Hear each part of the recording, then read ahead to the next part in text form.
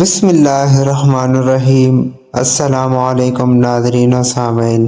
عمر بن عبدالعزیز کے پاس ایک عورت آئی جس کی 5 جوان بیٹیاں تھیں۔ خاوند فوت ہو چکا تھا۔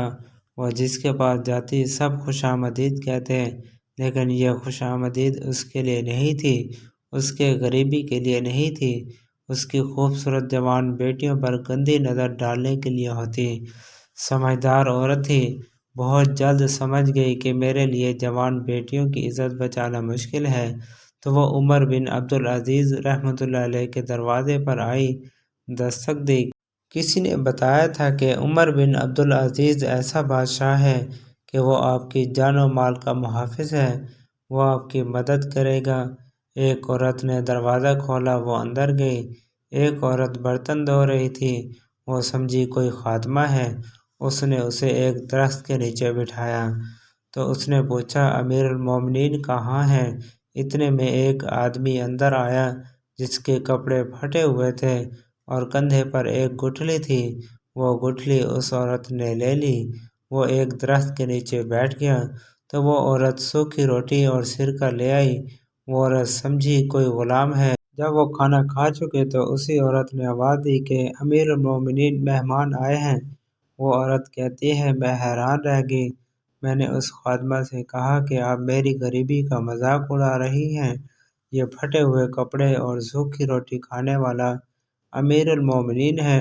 تو اس نے کہا کہ اللہ کی قسم یہی امیر المومنین ہے۔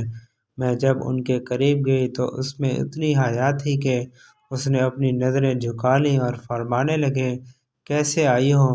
میں نے کہا، یہ میری بیٹیاں ہیں، میں غریب ہوں، بیوہ ہوں، میرے پاس ان کے لیے کچھ نہیں۔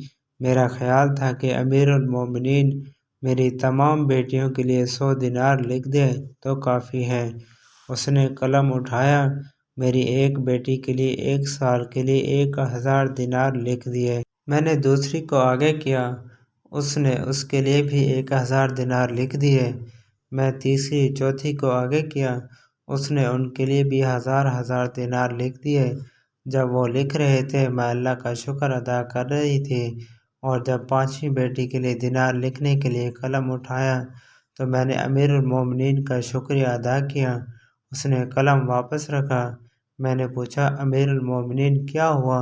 تو فرمانے لگے، میں نے 4000 دینار آپ کے لیے لکھے تو آپ نے اللہ کا شکر ادا کیا۔ اس دفعہ آپ نے میرا شکریہ ادا کیا، قیامت کے دن اللہ مجھ سے پوچھے گا کہ 1000 دینار تم نے میرے لیے نہیں لکھے بلکہ اپنی خوشامد کے لیے دیے تھے۔ میں رونے لگی کہ یا اللہ، یہ کیسا انسان ہے؟ تو عمر بن عبدالعزیز کہنے لگے کہ میں عام انسان ہوں، بس رسول اللہ صلی اللہ علیہ وسلم کا غلام ہوں۔